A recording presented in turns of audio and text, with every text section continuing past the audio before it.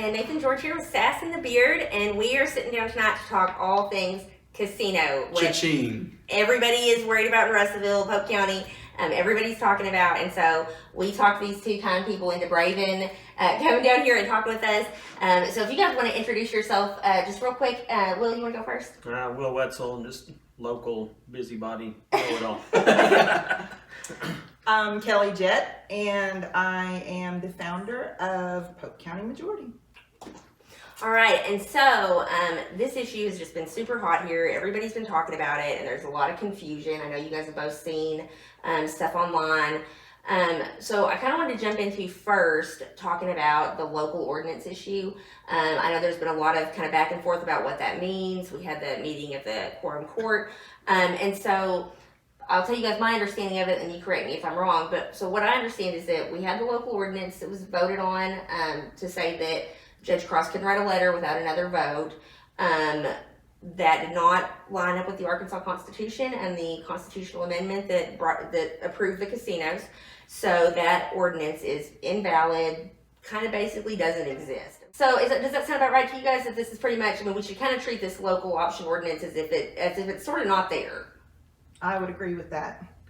I've kind of been all over this issue since its inception. I think when it came down to the amendment on the vote, it was very ambiguous with the two issues back to back on the ballot. And I think the way that it was presented to the voters of the county was even more ambiguous in fact. Yeah. And plus, you know, we're proud citizens of Pope County, and I think when you come out, you say, you're not going to force this down our throat. We got just enough backbone in us to say, hey, that's right, you're not going to do that on the state level. So I can see how that was all interpreted on the front end. But like I was saying, I think that it was a misconception there and a lot of misunderstanding the way the vote came down. Right. Yeah. I mean, I do think there was a lot of confusion. But so that where that leaves us now is with some options on how to move forward. Obviously, the spirit was that people were concerned about having a say in what happens here in our county, that they were concerned about what casino comes. I mean, you guys agree with that the spirit of this, even though that maybe the ordinance isn't valid, there is that there where people are saying, hey, this is what we wanted, that we want a bigger say in this. Yes, I would agree with that. Okay. Yeah.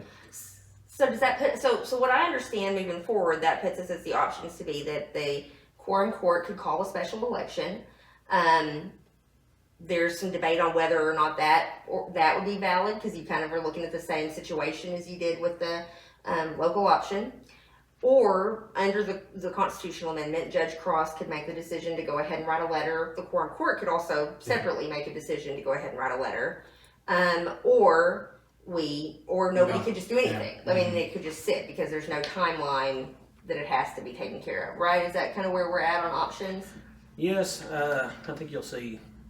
We kind of brought this up in a few meetings back in November.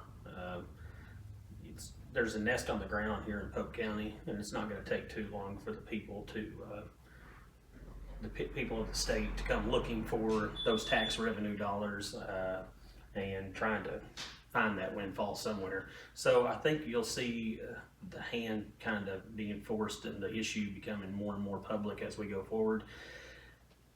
The vote that has been talked about kind of gives some political cover to some of our officials now, and that's kind of what they're looking for, some guidance. It's maybe considered some high-level polling, you know.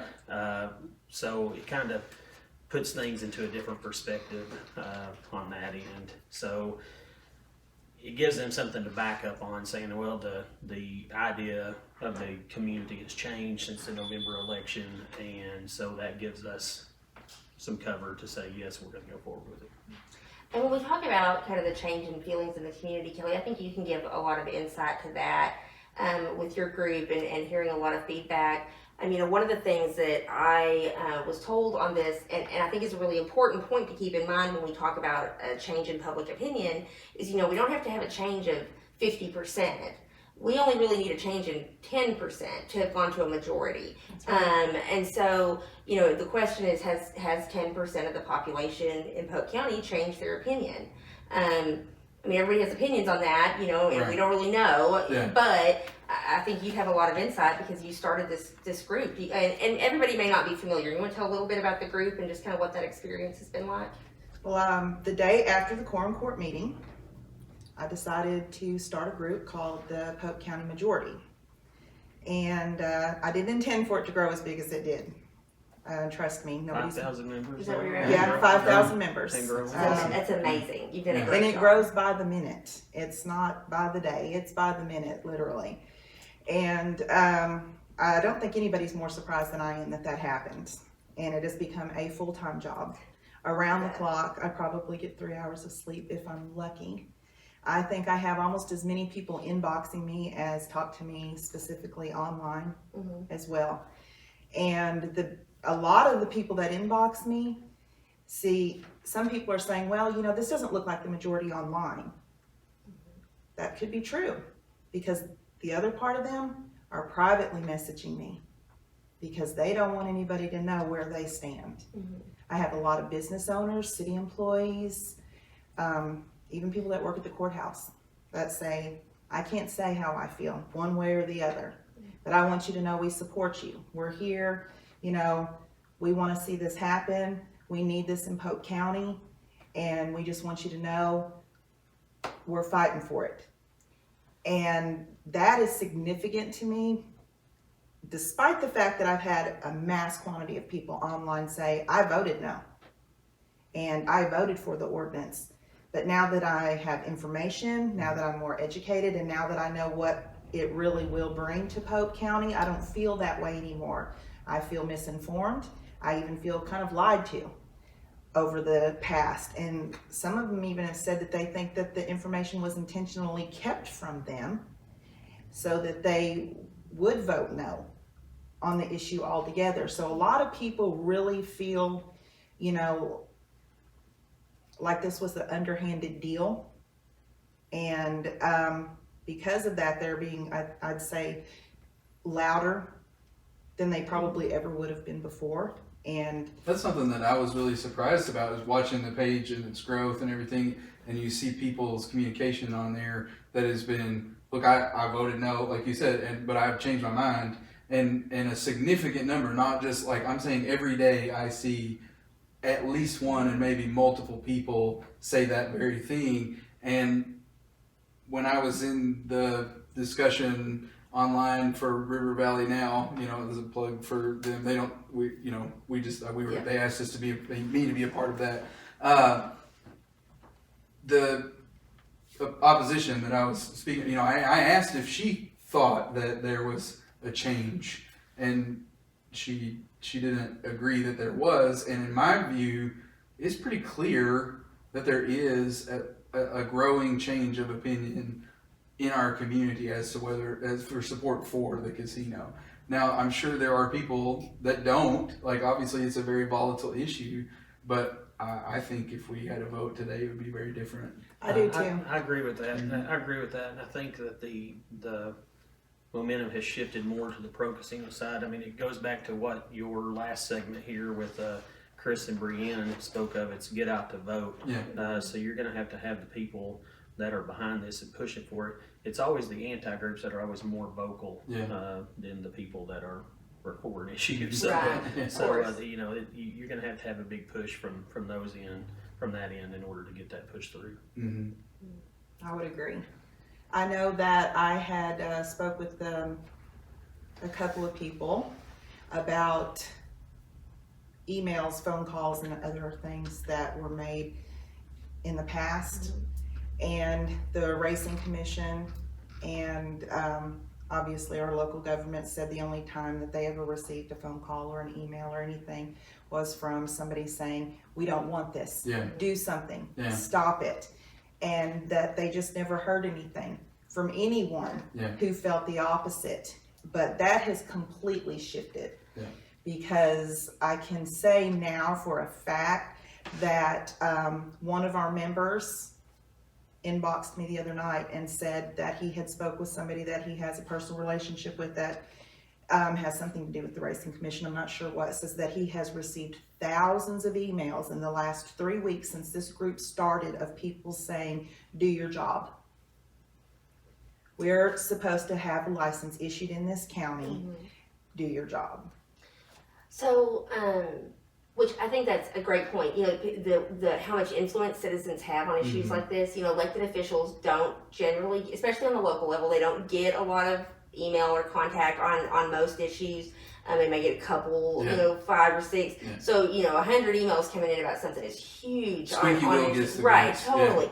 Yeah. And you know, it's normal to see that opposition is going to be more vocal in that way. I mean, that's pretty typical on any issue. But the one thing I want to move to that you talked about was the Racing Commission.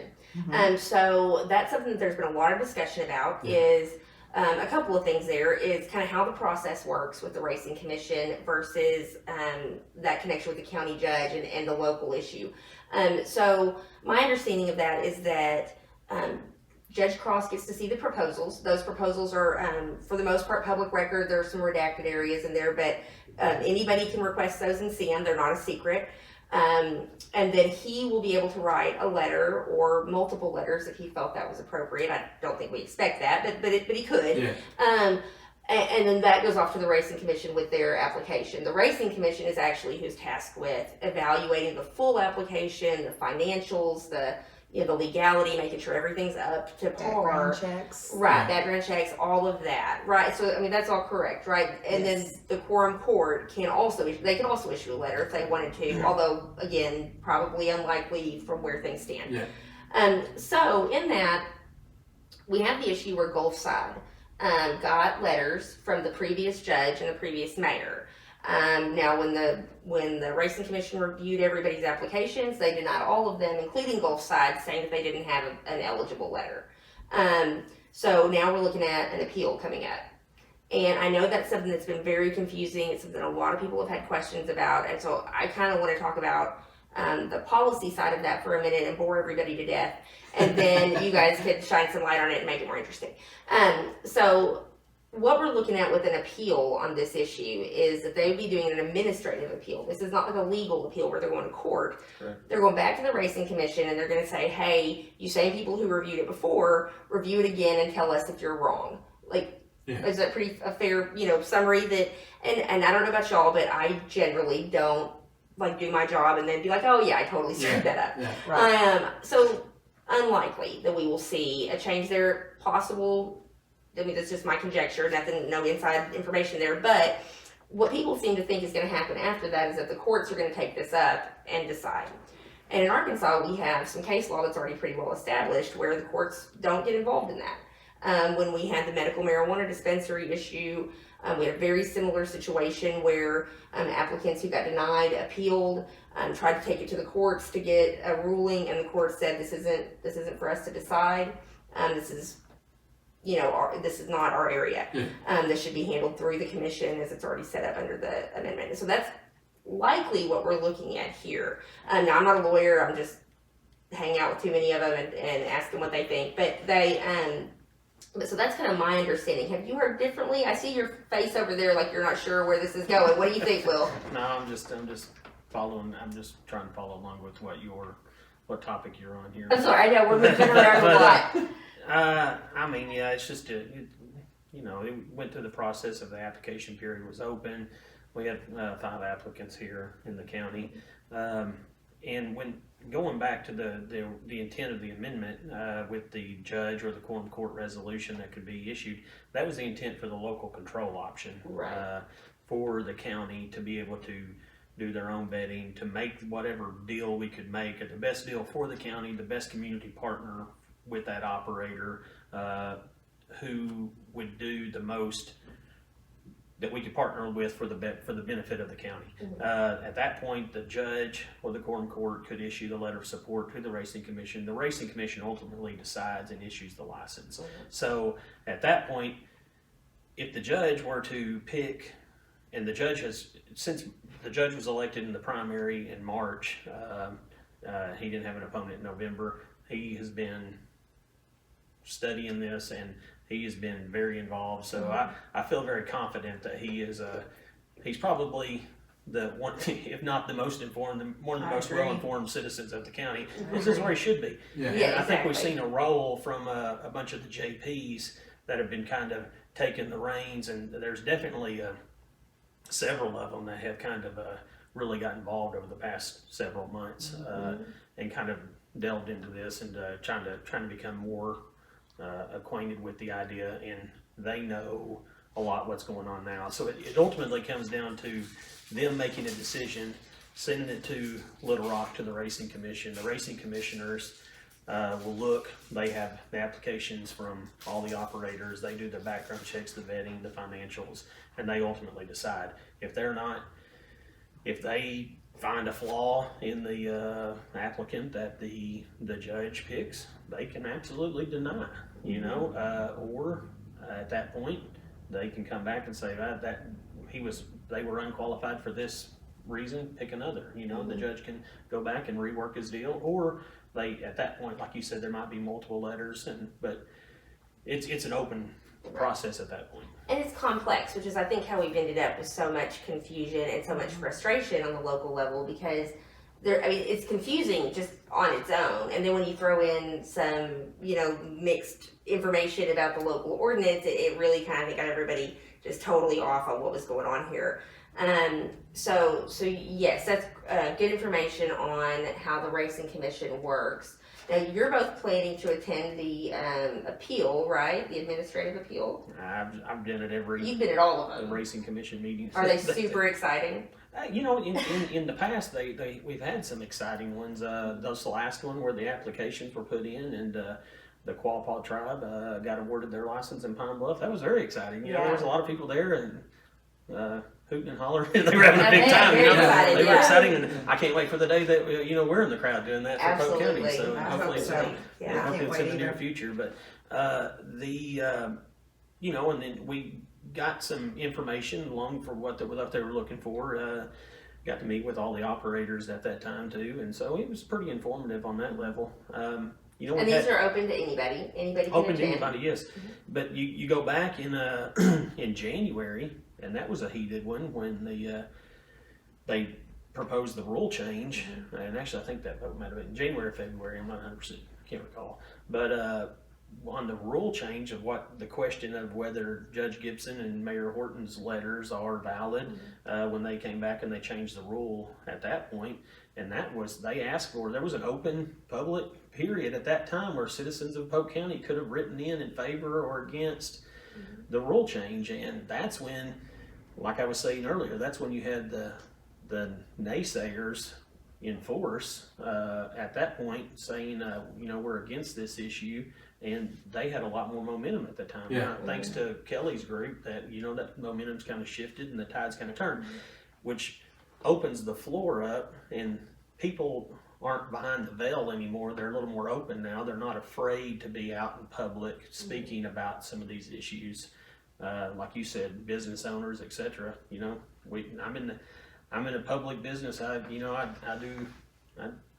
try to sell homes, or we have other business interest in town too that we have to get along with the community. And I think I think now that the sentiment of the county has kind of shifted to where we're not butting heads so much, that everybody's more open to the process because they see the benefit of what some of these resorts are offering, and the potential to where it could. The opposing side would say, well, we want these projects, but our only way to pay for them is maybe a sales tax increase and hit this area. And I'm not meaning to take up all the floor. No, but you're great. Oh, no, you're fine. like the city of, like I know right now, the city of Atkins, the city of Dover, a lot of these local towns have some infrastructure needs, and they're going to be forced with raising some sales taxes on their level. The county, the city of Russellville has an extension that they're going to have to be looking at in the near future on a sales tax issue. And this is a possible way to eliminate the need for future sales taxes, or even let some fall off the books and maybe not have to redo them. So maybe we could see a decrease Absolutely. in some sales tax Which, issues. I mean, would be amazing. You bring in something like that, a casino that puts in a huge amount of revenue into our area, and it could really be a starter for some projects we wanted to see and some things that could happen in this community. I think it's I think it's great. I think the revenue numbers that have been seen in some of these proposals and advertised, or the people are seeing the tax revenues are just the gaming tax revenues. Right. That has nothing to do with the sales tax, which you think about every sale that rings in every register sale on a restaurant, the gift shops, etc., that are hotel stays, A&P taxes, hotel taxes, ad valorem Absolutely. taxes on the front end. Which a lot of people don't understand that when anybody stays in a hotel here, there's a tax that goes Yes. directly into advertising your promotion, which is how we do a lot of events here. It's part of how we have like I'm trying to think of something off the top of my head. What do we do with the A&P? They have the fishing tournaments, all the Yes. fishing Yes. tournaments, Rest Vegas, Yes. Marathon. We had the hot air balloon festival a Yes. couple of times, That- and those are all things that are yeah. provided by Yeah, that. fun things that bring in tourism dollars, and everything just grows and expands off of that. So we're talking about the potentials of tens of millions of dollars annually, and I, for one, and I kind of wanted to go out there on the front end and kind of be maybe not grassroots, but kind of get it out there for some of these other smaller communities. I was born in Dover. And I didn't want to see Dover or Atkins or Hector or Pottsville or London be left out in the cold on some of these issues. So what I would like to see is something implemented on a county-wide level to where some of these tax dollars that are coming in are portioned out, divvied out to some of these local communities where the county still, I feel like the county should still get the lion's share. I agree. The city of I Russellville, agree. that's where most of our infrastructure and everything's got to come from for all these operators on their casino sites, etc. So I feel like, everybody comes to Russellville during the day to work, to shop, to trade, but these local communities are thriving local communities, and they're in desperate need of some tax dollars and some issues too. We have some local school districts, etc. that need it. Before we talk about some of the proposals, I want to pause Yeah. because I think that would be a good stopping spot to kind of transition into The the proposals, and Yeah. we can talk about what kind of amenities and things are Yeah, going that to be is- offered, so that way we can clarify. Yeah. Yeah.